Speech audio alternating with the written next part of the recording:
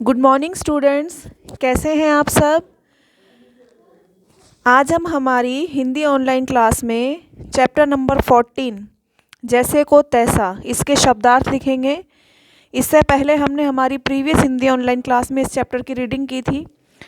अगर आप लोगों को रीडिंग से रिलेटेड किसी भी टॉपिक पे कुछ भी समझ में नहीं आया हो तो आप लोग दोबारा पूछ सकते हैं। और अब हम इसके शब्दार्थ लिखेंगे। चलिए आगे बढ़ेंगे और सभी अपनी बुक्स हिंदी की बुक और नोटबुक ओपन करेंगे। सबसे पहले चैप्टर नंबर, उसके बाद चैप्टर का नेम मेंशन करेंगे, देन शब्दार्थ लिखेंगे आज हम। चलिए लिखना स्टार्ट करते हैं। नंबर एक पर लिखेंगे पात्र। जैसे कि मैंने आपको बताया था जो कैरेक्टर्स थे उसमें, ये जैसे कि वो जो चैप्टर हमारा था वो थोड़ा नाटकीय तरीके से था, तो नाटक में जो काम करने वाले होते हैं उनको बोलते हैं पात्र। तो इसका जो मतलब होता है वो होता है नाटक में काम करने वाला। नंबर 2 पर लिखेंगे इसमें अभिनेता या अभिनेता। नंबर 2 पर लिखेंगे सूत्रधार।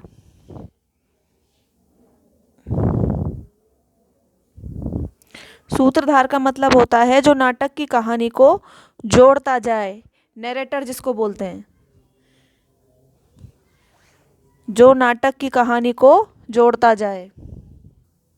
नंबर 3 सुरक्षित। सुरक्षित का मतलब होता है ठीक ठाक या सेफ। नंबर 4 कृपा। कृपा का मतलब होता है मेहरबानी या दया। नंबर 5 दोष। दोष मतलब गलती। नंबर 6 पर लिखेंगे बाज।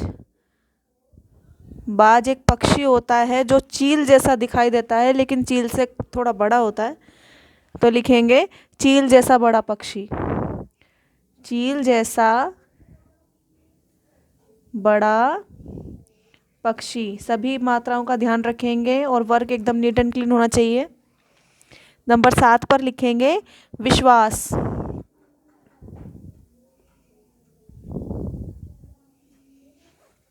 विश्वास का है भरोसा या यकीन।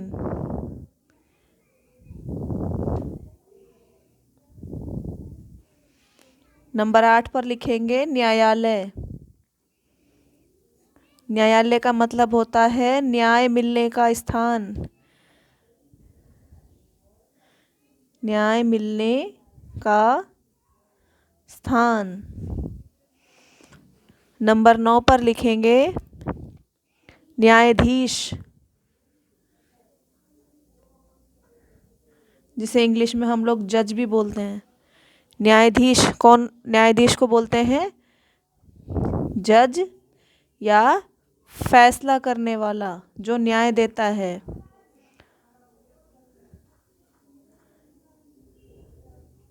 ठीक है, आगे बढ़ेंगे। नंबर 10 पर है अचंभा। अचंभा मतलब हैरानी, सरप्राइज रह जाना। ठीक है, लिख लिए सभी ने हार्ड वर्ड्स। अगर कहीं आप लोगों का कुछ छूट जाता है तो आप लोग बुक में से भी देख सकते हैं, हम बुक में से ही लिख रहे हैं ये।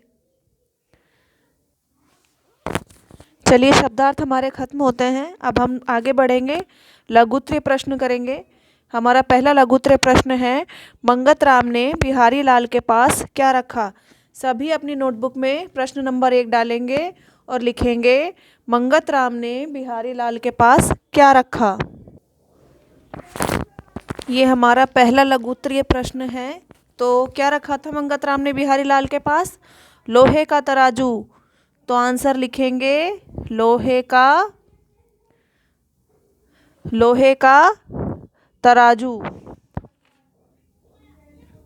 ठीक है, लिख लिया सभी ने। आगे बढ़ेंगे प्रश्न नंबर 2। प्रश्न नंबर 2 है, मंगतराम दूसरे शहर क्यों जाना चाहता था? क्यों जाना चाहता था वो शहर? क्योंकि उसका जो व्यापार था वो यहाँ ठप हो गया था, वो कर्ज में भी हो गया था, तो वो अपना भाग्य आजमाने के लिए दूसरे शहर जाना चाहता था। तो लिखेंगे अपना भाग्य आजमाने के लिए। ठीक है, लिख लिया सभी ने। आगे बढ़ेंगे प्रश्न नंबर 3। प्रश्न नंबर 3, क्या मंगतराम को दूसरे शहर जाकर फ़ायदा हुआ?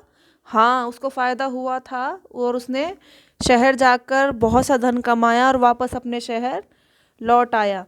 तो आंसर लिखेंगे हाँ, मंगतराम ने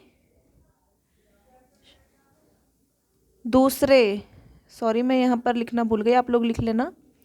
मंगतराम ने दूसरे शहर जाकर, हाँ, मंगतराम ने दूसरे शहर जाकर खूब धन कमाया, उसे फ़ायदा हुआ। आगे बढ़ेंगे प्रश्न नंबर 4। प्रश्न नंबर 4, शहर लौटकर मंगतराम बिहारी लाल के पास क्यों गया? क्यों गया था वो? अपना तराजू वापस लेने। तो आंसर लिखेंगे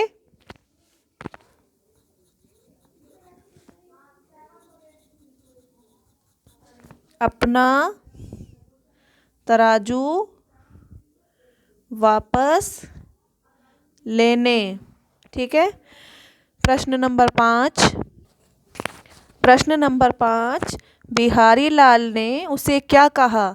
उसे मतलब मंगतराम को, यानी कि जब वो अपना तराजू लेने गया तो बिहारी लाल ने मंगतराम को क्या कहा? उसने कहा, तुम्हारा तराजू तो चूहे खा गए। ठीक है, लिख लिया सभी ने। यहाँ हमारे जो 5 लघु उत्तरीय प्रश्न हैं वो समाप्त होते हैं। आप सभी इनको अच्छे से लर्न एंड राइट करना। हमारी नेक्स्ट हिंदी ऑनलाइन क्लास में हम इसके दीर्घ उत्तरीय प्रश्न करेंगे और जो आगे की हमारी एक्सरसाइज हैं उन पर डिस्कस करेंगे। ठीक है, यहाँ तक आप में से किसी को भी कोई समस्या हो तो आप लोग पूछ सकते हैं फिर से। अब हम मिलेंगे हमारी नेक्स्ट हिंदी ऑनलाइन क्लास में। तब तक के लिए घर पर रहें, सुरक्षित रहें। धन्यवाद।